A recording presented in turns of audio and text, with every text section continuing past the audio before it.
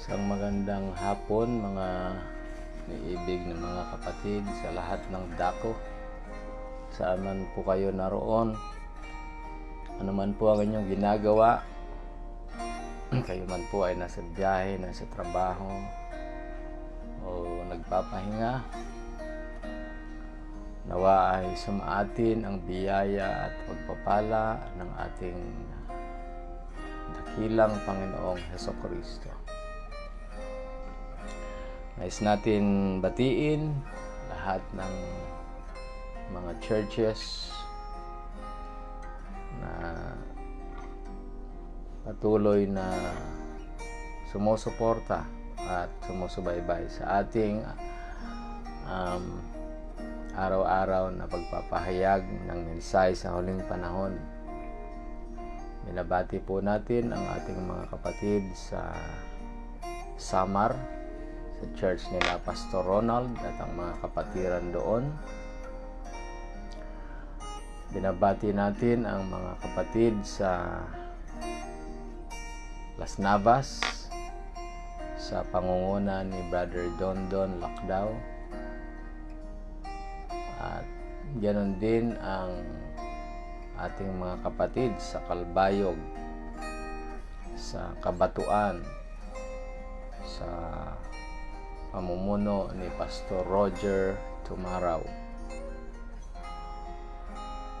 Ganon din po sa mga kapatid natin dyan sa Cavite, sa Dasmariñas, sina Brother Ronly, Brother Nicolay, Brother Romeo,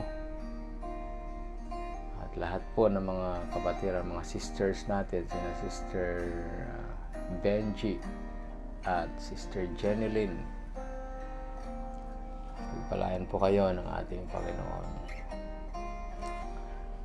At dito naman po sa Zambales, sa pangunguna ni Brother Lawrence Lacdao, sina Brother James at ang mga kapatiran natin, mga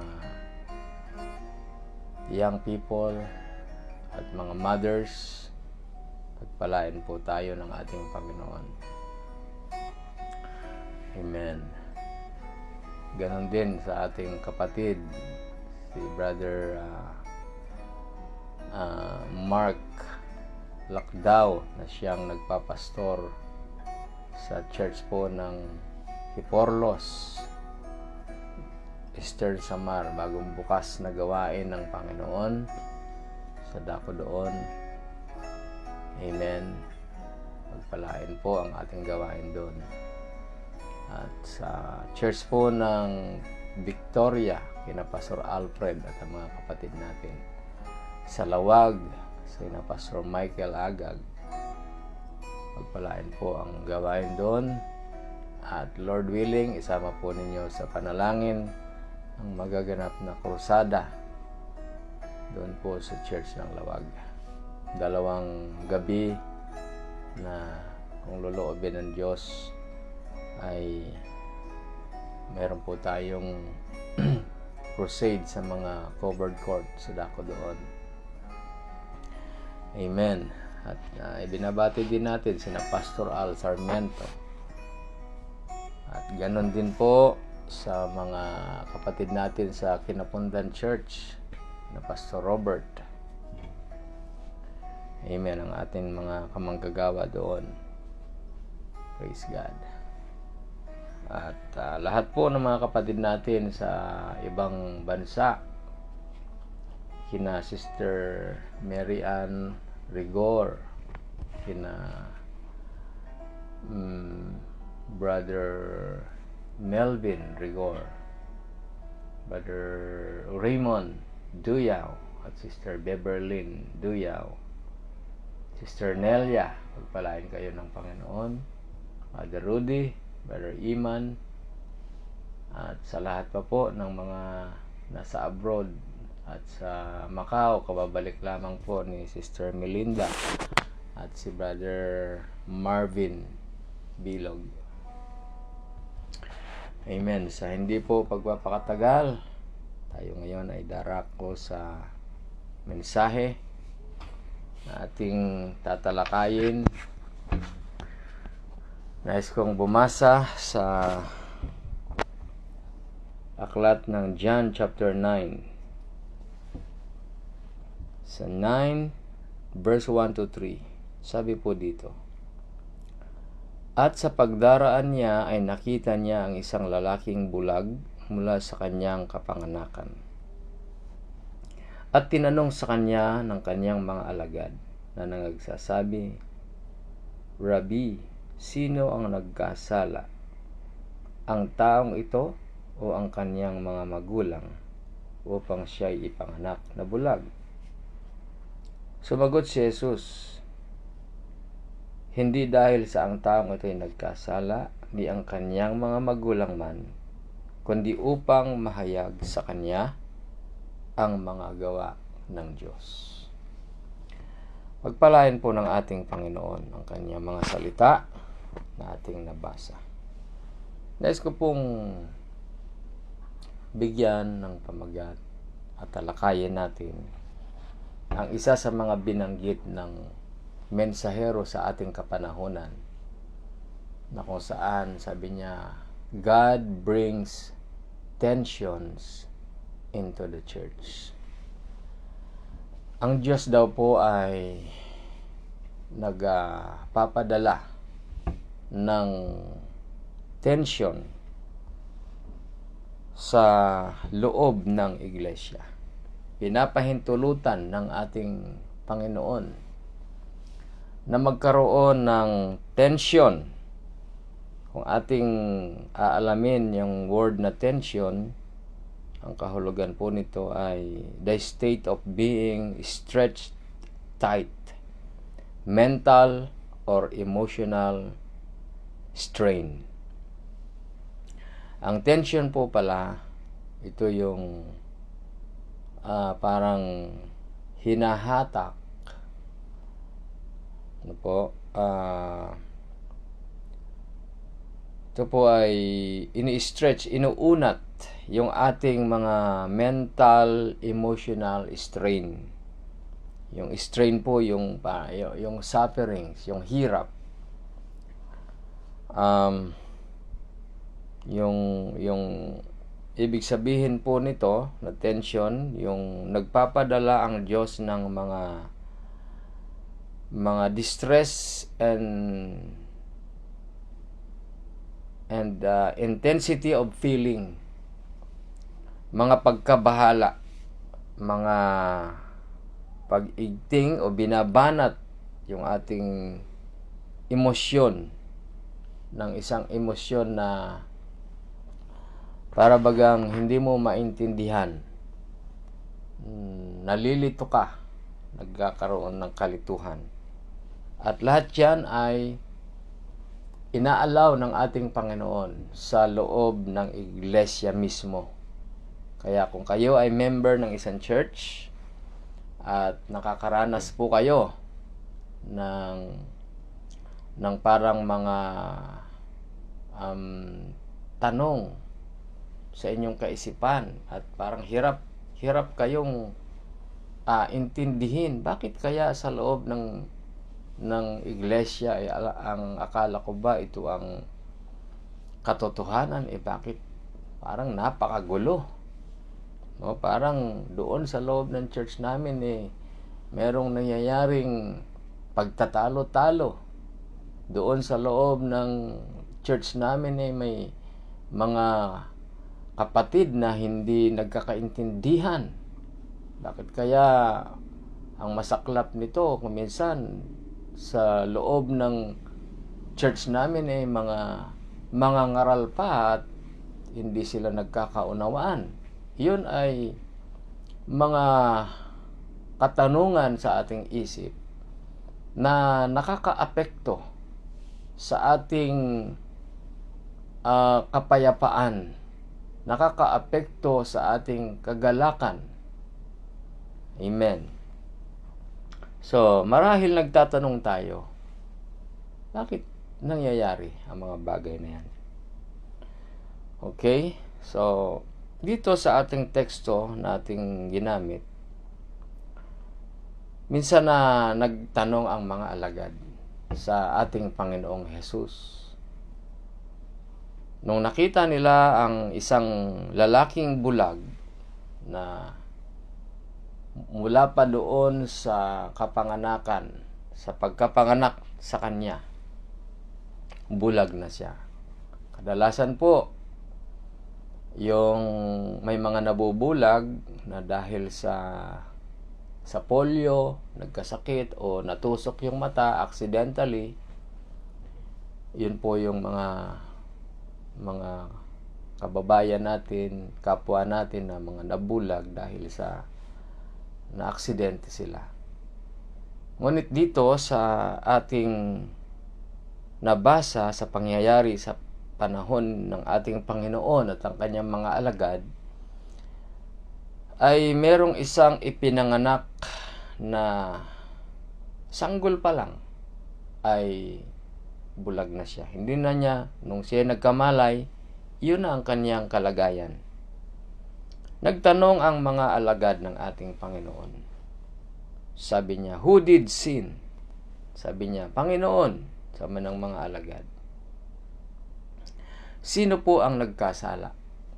Ito po bang lalaki na bulag o ang kaniyang mga magulang?"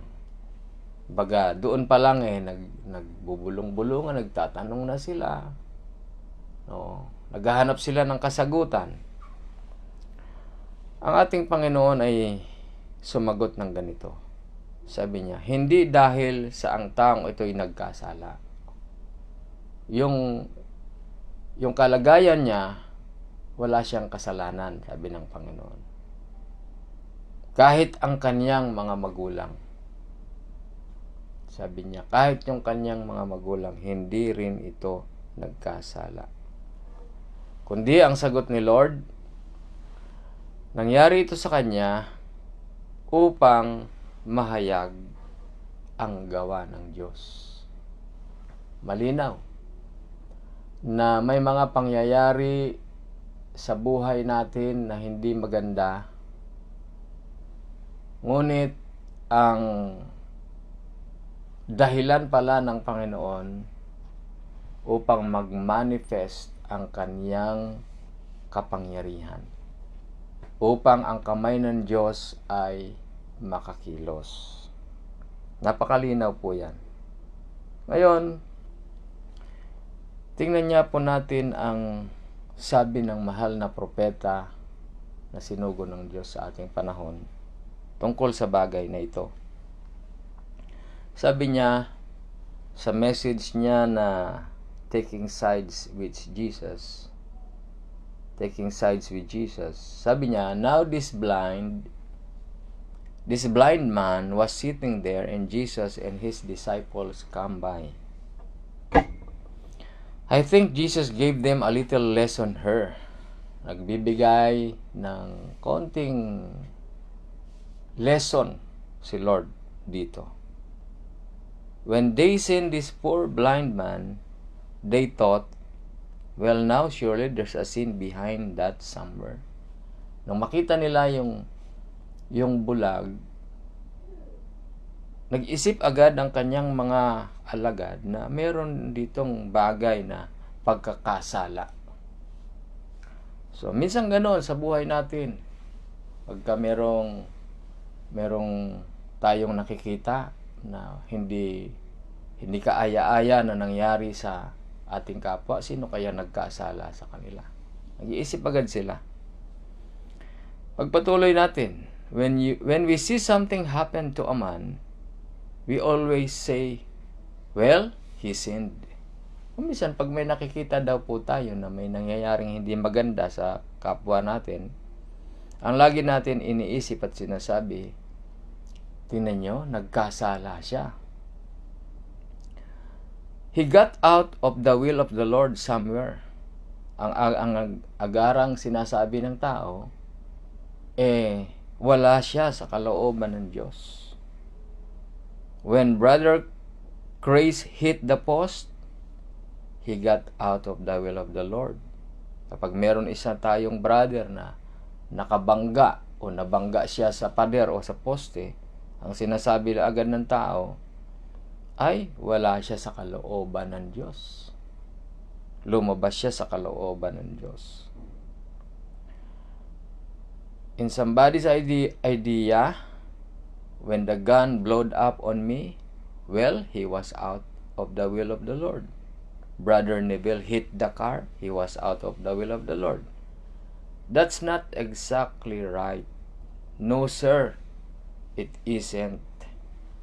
Kapag meron daw po tayong mga nakitang kapatiran na disgrasya man sila, na aksidente, nakabangga o bumangga, huwag tayo agad nag-iisip na wala na sila sa kalooban ng Diyos. Dahil hindi naman talaga yon. Sabi ng propeta, God permits those things. Minsan, pinapahintulutan ng Diyos lahat ng mga bagay na nangyayaring masama sa buhay ng tao o mismo sa buhay natin. Jesus turned around and taught them a lesson.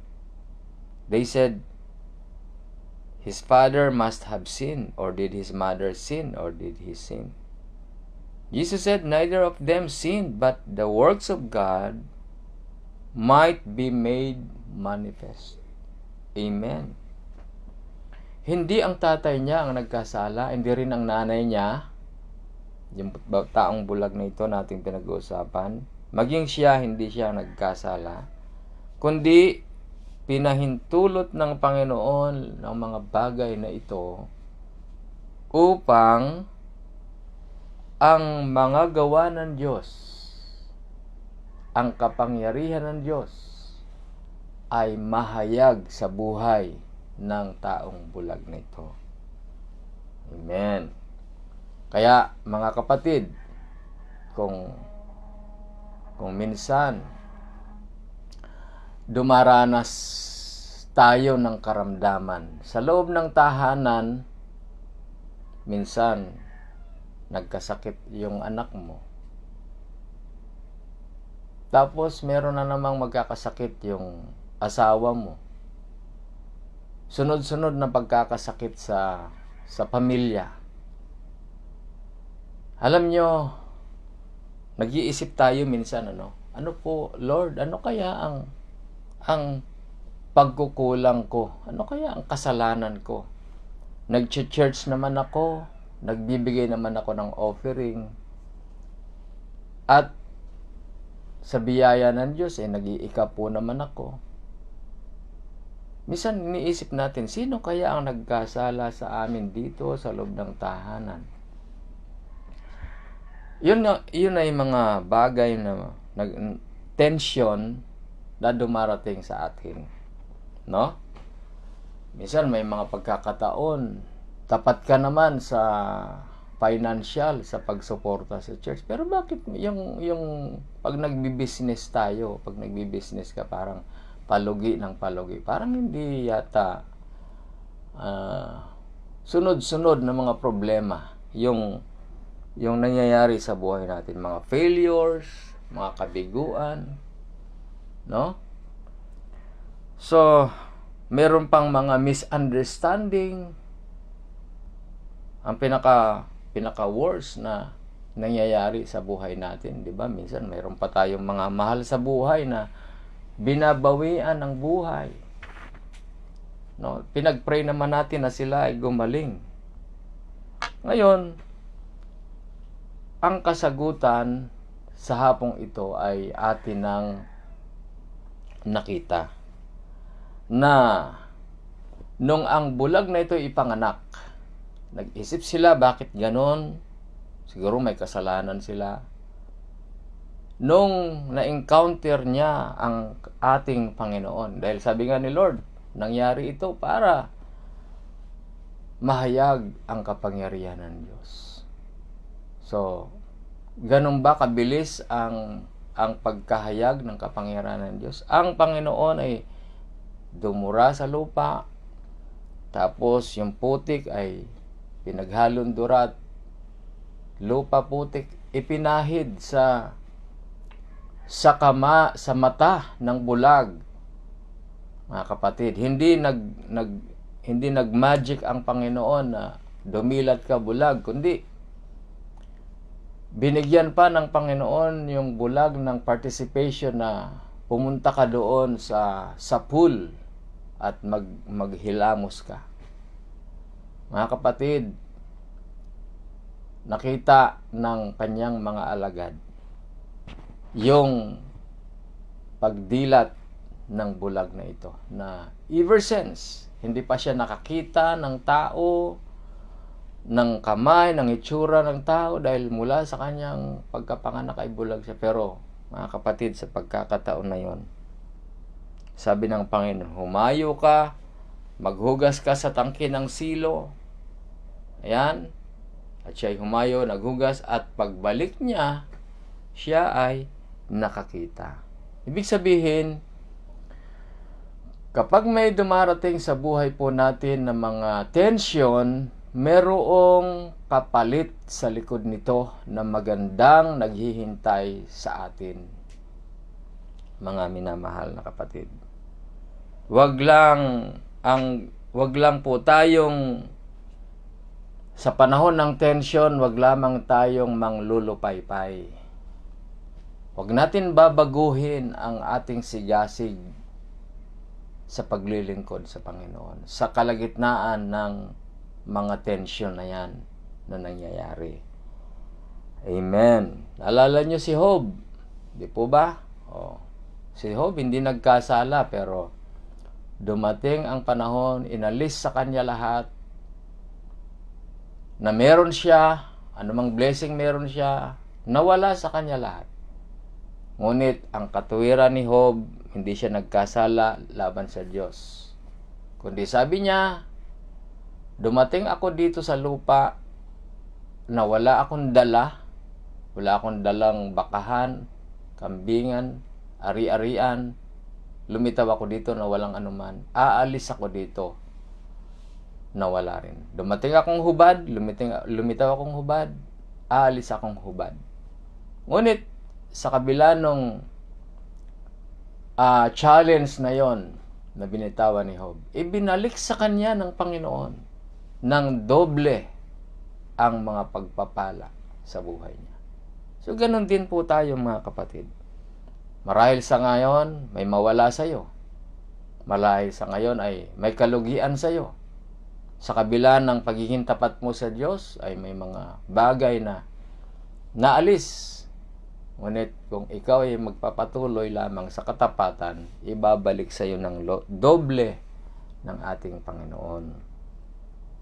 Bilang panghuling quotation, sabi po dito ng mahal na propeta, sabi niya, was only few years later when the trials come. And the church got all shook up, as is so easy for congregation of people to do when something just don't seem to happen the way that it's supposed to be.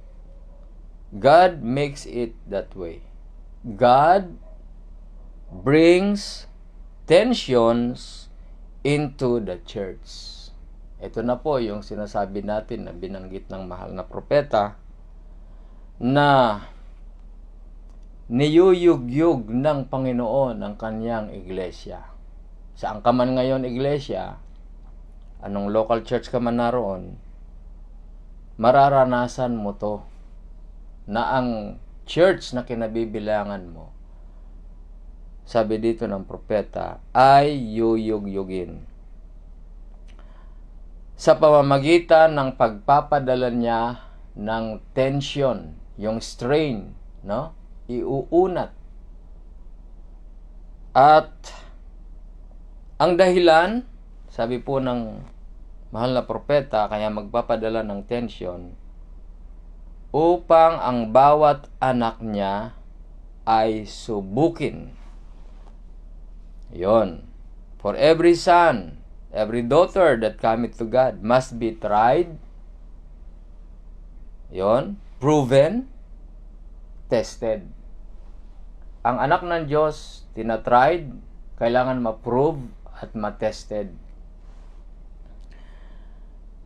Ano ang mga pang-test ni Lord para ma-prove na ikaw ay anak. He lets sickness strikes you. Huwag mong sabihin na, ay salamat Lord, hindi ako nagkakasakit. Mga kapatid, lahat ng anak ng Diyos dadaan sa pagkakasakit. Bakit po? He lets sickness strikes you. He lets diseases come on you. Pinapahintulutan ng Diyos yung mga diseases come on you. To test and prove you. Ayan. Para daw ano? To show the world. Para ipakita ng Diyos sa sanglibutan na ikaw ay anak niya at binhi ka ni Abraham. He permits it by His own will. He permits disasters. Hindi lamang yung mga diseases, kundi pati disasters. Ano yung disasters? Dilubyo. No?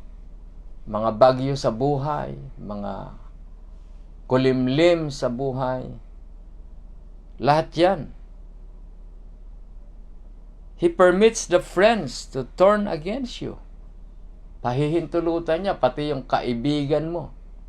Pati yung matalik mong kaibigan na pinagtitiwalaan mo sa lahat ng iyong mga lihim. Pati na yung best friend mo. Pahihintulutan ng Diyos, sabi dito, to turn against you. Kaya, huwag tayo magtiwala sa ating mga kaibigan kung meron kang bagay na lihim. Mas the best pa rin ang kaibigan natin si Lord. Sa Kanya natin isumbong lahat ng anumang mga emosyon natin sa buhay na nagpapabigat sa puso natin. Kasi maging ang kaibigan mo sa araw na yon, gagamitin ni Lord para i-test ka niya. Ayun, no? He permits all these things and turns the devil loose to tempt you.